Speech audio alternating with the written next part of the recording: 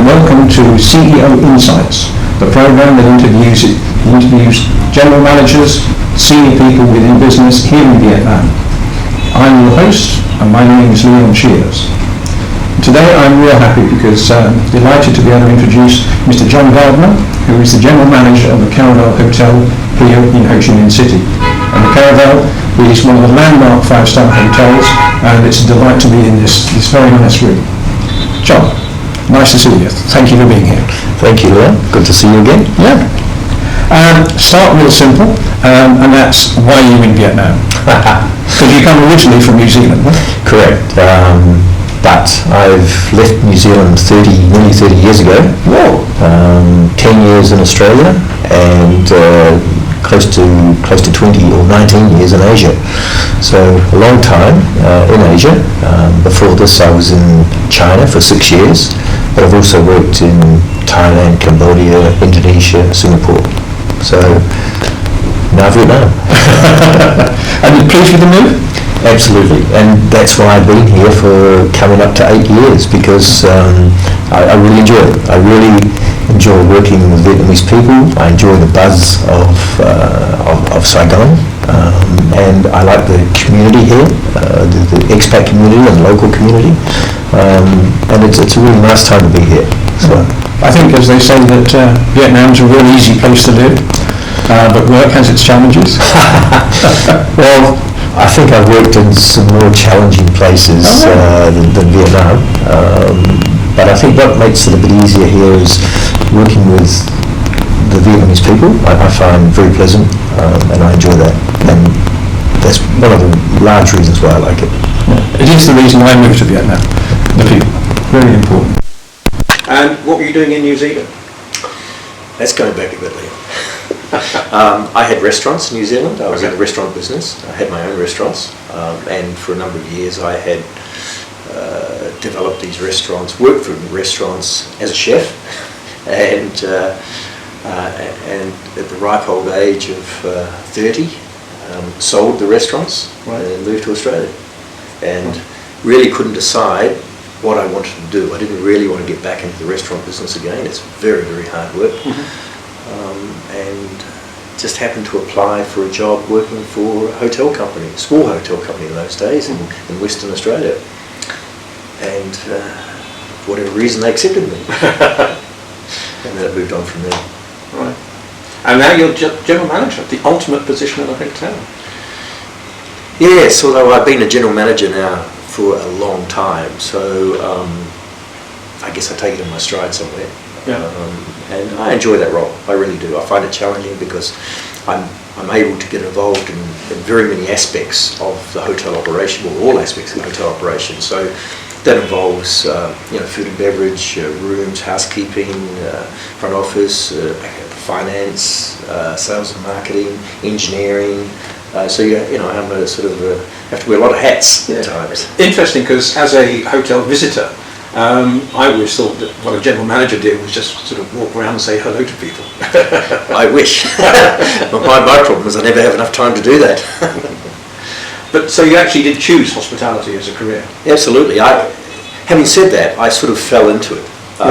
It was not my chosen. I didn't sort of wake up one day when I was at high school or university thinking I want to be in the hotel industry. It was just one of those things that I worked in a restaurant to earn extra money when I was very young, and I sort of quite liked it and went on from there. Yeah. Well, if there's one industry where you have to like it, it's hospitality. Sure. I think I'm one of the lucky people in this world that when I wake up and get out of bed in the morning, I actually enjoy and look forward to going to work. Yeah. And I don't think there's that high percentage of people in the world that do that. No, and that's a great shame. Yeah. It's a great shame. I think that I feel sorry for those people who have to go along and do what they know is a boring job all day. Sure. Interestingly, one of the secrets to Volvo's success many years ago, back in Sweden, when they were their own company, was that they changed the production line to make certain that everybody had an involvement in the whole car, rather than just add a wheel, and add a wheel, and add a wheel. Being involved makes you interested and makes it interesting, which is very important. Do you find any culture clash? Because here in Vietnam in particular, because it seems that the general managers of just about all the five-star hotels are international, and nearly all the staff are Vietnamese. Does that present a problem in any way? There are some challenges there. I think one of the difficulties that we face, and when all five-star hotels face, is the lack of English language ability. It's really quite low, and as an international hotel, 95-96% of our guests are from overseas. So they obviously, guest contact staff have to be able to speak English to a reasonable level. So that's a challenge, and we have English teachers on our staff to try and improve. As a regular part of your training? Yes, we do. And our obviously the priority is with guest contact staff, but that's a challenge. The English level that's taught in the schools is not of particularly high standard in general. The other issue, I suppose, is, as we all know, corruption here is very high. We don't get involved in that.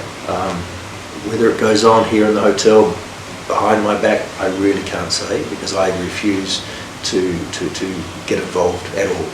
And I think that's one of the standards as a senior manager, expat manager of any industry. They can't get involved in that sort of thing. I think it's quite interesting because all of your staff could actually go and get jobs in 3-star, 4-star hotels should they so desire. But I think they choose international hotels for the training, for the standards, and because they're international, as opposed to locally run and locally managed, where I'm sorry to say corruption will be very present. Sure. I've seen that, and I've heard that amongst quite a lot of employers and employees. The reason they choose to work international is because they want the standards, and very interestingly, the opportunity to practice their English. Yes, yes. It always amuses me when I interview staff, and I interview every single staff member that we employ. Very, very often, the most common reason is they want to learn English, and I think to myself, that's not really why we're employing you, to teach you English. When I first arrived, I made the mistake of thinking people liked me and they wanted to talk to me, but actually they just want to listen to me talk English. Correct. Right. The hospitality industry at the moment, is it doing well? It's bubbling along. The problem is that hotels are a great barometer of the economy, if you like. If the economy is doing well, hotels do well. Right. All right. And tourism right now it could be a lot better in this country. So we're affected by the economy in terms of our corporate business, and then tourism, as I say, could be a lot better. So on top of that, there's a lot of new hotels that have popped up in the last 5 years. So the growth in inbound business is not growing to the extent that new hotels coming online. So there's a bit of an oversupply right now. And that only gets worse, presumably, because there's 2 or 3 other hotels due to come on stream the next few months. Correct. Yeah. Or in the next year, yes. Yeah. So it's going to be more difficult, more challenging. But I guess one of our advantages is our location. It's probably the prime location in the city for a hotel. Yep. So we absolute landmark. We benefit from that tremendously. And as you know, we're currently undergoing a renovation. Yeah. That has had a slight negative effect on our business, which we expected and we budgeted for. So we're suffering a little bit from that. I almost didn't ask the question, but is it on time? I'd rather you didn't ask the question. No, I think anyone that undertakes a large project like we're undertaking in Vietnam always expects it to be behind time, behind schedule. Well, as long as that's part of the planning, it's okay. But Vietnam last year had between 6 and 7 million international visitors, and it's gone through the 6 million already so far this year, which actually bodes well for the full year. And it's oft quoted that Thailand, for example, has something like 25 million visitors. What can the industry do, and what could government do to get the 6 closer to 25? Well, the government could actually do a lot, Right. but probably there's two key aspects that would increase tourism dramatically, almost overnight. And I think it's fairly commonly known amongst people that are involved in the industry what they are. Firstly, visa on arrival. Like every other country in Southeast Asia or almost the world, you should be able to get a visa when you arrive and just walk in. And that's holding up a lot of growth in our industry. And I think even corporate business, if people have to go to the point of actually applying for a visa to come in here, they will choose to go somewhere else. And there's such a huge population and potential market, even just for a weekend market in this Southeast Asian region, who would come to Vietnam for a weekend if they could just come here, and they can't. So the government, if they opened up access to visa on arrival, that would have an immediate effect on the business, as has been proven in fact by Myanmar. They did that, and their tourist arrivals increased dramatically. I can't recall the percentage. And the other thing is put together and work with an international professional marketing company to have a proper professional marketing campaign for the country. But I think the visa issue has to be resolved first before they do that. Yes, because the last thing you want is a million people standing in the airport waiting to get in. But those two aspects, I think, there's a lot more things they could do, obviously infrastructure and all sorts of things. But I think those 2 points are key points. I think one of the things about Thailand that always interests me from their promotional point of view is that obviously the government and the tourist department has a huge marketing budget. But I think with Thai Airlines, they actually reflect the government policy, as opposed to trying to sell Thai Airlines. It's always a smoother silk and it's amazing Thailand, etc., etc. Very coordinated, as if maybe they're using the same ad agency, I don't know. Whereas here, it seems to be there's definitely a left hand and a right hand. Oh, correct. Yeah, and that's a great shame. I mean, I'm not even going to talk about the budget, which is less than $1 million, as whether it should be more, but... No, it's true. And the ridiculous thing is that, if money was spent, if the visa on arrival was opened up and the money was spent on a proper marketing campaign, that would actually generate so much more to the economy of the country. And create more employment and all sorts of things. At all levels. Yeah, sure. The hotels, the restaurants. Yes. And suppliers to hotels. Yes. It's not just filling beds, it's actually filling beds and providing jobs. It's really a domino effect right through the whole society. Yeah. No, it's interesting because I talk to quite a few visitors whenever I can, and I don't think I've heard of anybody that's actually had a really bad experience here in Vietnam. You get the occasional hiccup, but that's bound to happen in every country. Sure. But it's they don't seem to want to come back. Quite a low return rate of about 5%, which seems a shame.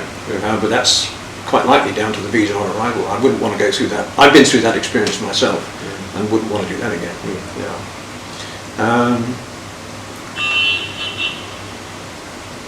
Do you think things are going to change in the longer term? I think they will. I really think they will. I think at some stage there's going to be sufficient pressure put on the government that they will change. And already there actually are noises that I hear coming out from key people or people in the know that say that the government are going to open up to, even if it's only a limited number of countries first, and then gradually, once they do that, then I think the door starts to open to wider community. Because the Vietnamese people are incredibly friendly, and they want to welcome people. It's the government that seems to not at the moment. I think they have their own agenda. Right. People in the hospitality industry, what advice could you give them if they're considering it as an option for a career? What sort of person, what talents do they have to have? Certainly an outgoing personality, depending on what position in the hotel, because as you know, there's many different departments in a hotel. You don't have to have a particularly outgoing personality to work in finance maybe, but as you would in front office or sales and marketing. But certainly, if you want to develop, if a person wants to develop to, say, general manager level, if you like, going to a hospitality or hotel school certainly helps, and having a good education and good English, and if you're talking about Vietnamese people developing in the industry. But it's a lot about attitude and hard work, and I would be the first person to admit that people coming into the industry, it is long hours, does require hard work, and antisocial hours too, because you have to work when other people are out enjoying themselves.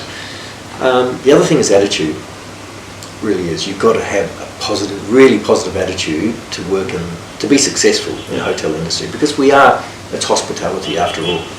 So you have to enjoy talking to people, meeting people, greeting people, but then you have to know when to, behind the scenes, a lot of hard work as well. It does seem to me as an outsider that it's one of the few careers left where you can literally come in, perhaps not as a cleaner, but as a fairly low position, and work hard, study, go to hotel training schools, and rise up through the ranks to quite high levels. My career in the industry started, Lee, on washing dishes. Right. When I was, a young guy, older teenager doing a little bit more money. So it can be done, absolutely, sure. And I trained as a chef, and I was a chef for a long time in my own restaurants. Right. And what sort of chef?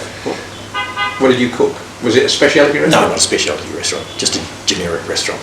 So no, I wasn't a specialist at all.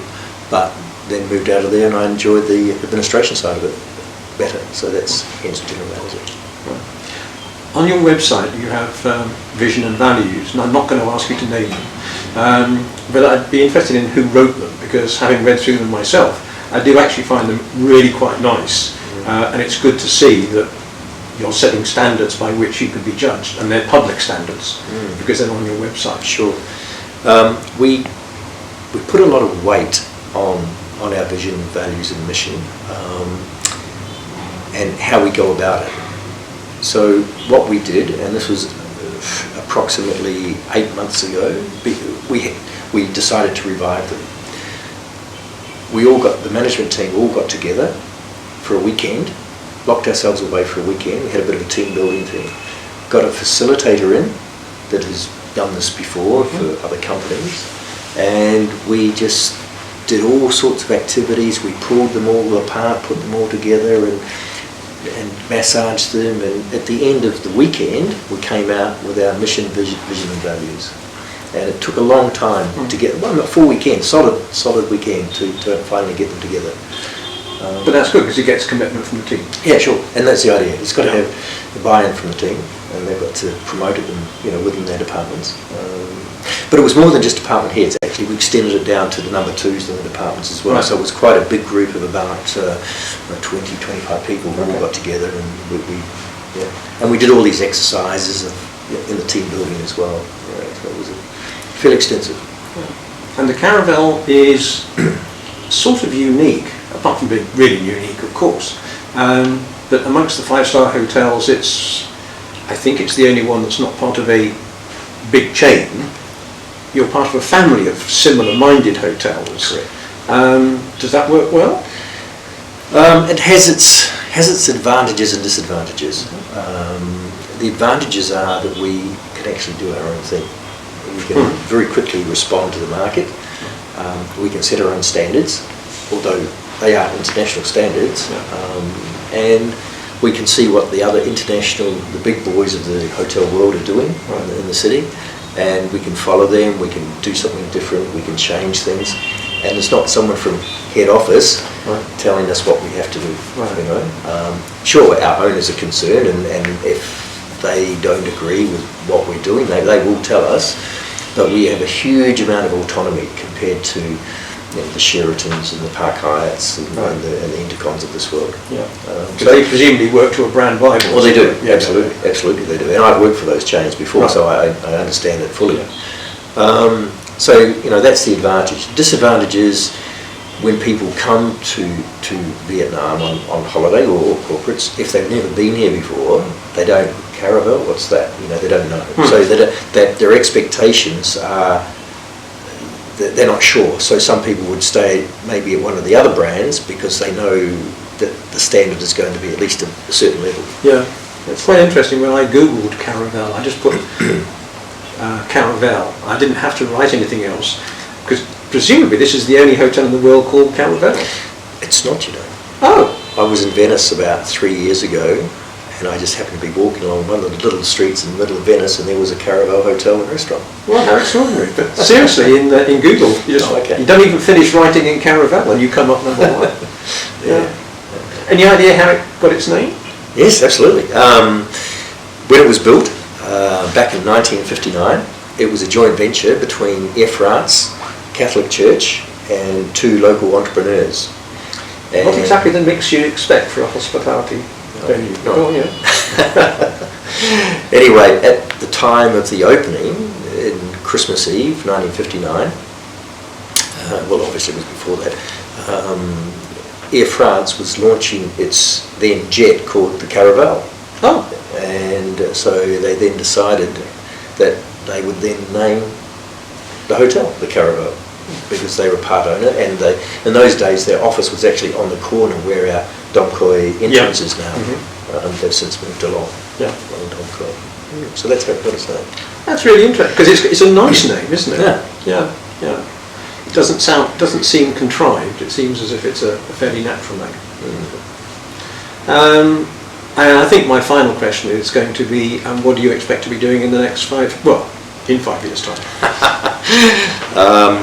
Hopefully close to retirement. Depends how much I can put away in my piggy bank between now and then. But no, that's a fair question. I enjoy what I do. I really do enjoy it. I don't know what I would do. Well, I've got some ideas of what I might do when I retire, but I just would like... Open a hotel in New Zealand? No, look, my wife is Australian, so we may not necessarily go back to New Zealand. We may sort of hop between Australia, New Zealand and Asia, whether it be Vietnam or somewhere else, we don't know. But we like this part of the world, so we'd still like to have an involvement with, whether it's Vietnam, or because my wife has Asian roots, or Vietnamese roots I should say, so it's quite natural for her to be here. And what we do, we've got a few plans, but when they come to fruition we're not sure. But as I said, we like this part of the world, so don't know. But I think 5 years, we'll look at winding down. I'd like to have, whatever I'm doing, I'd like not to have to get up to an alarm clock. That sounds really, really nice. Well, thank you very much indeed for your time, John. Thank you. It's been a really interesting conversation with you, and thank you. Pleasure. And that concludes our interview for today. And thank you for joining us on CEO Insights. And I hope you enjoyed the interview, and look forward to you watching one of our further interviews next time. And this is Leon Shear saying thank you for watching us. Thank you.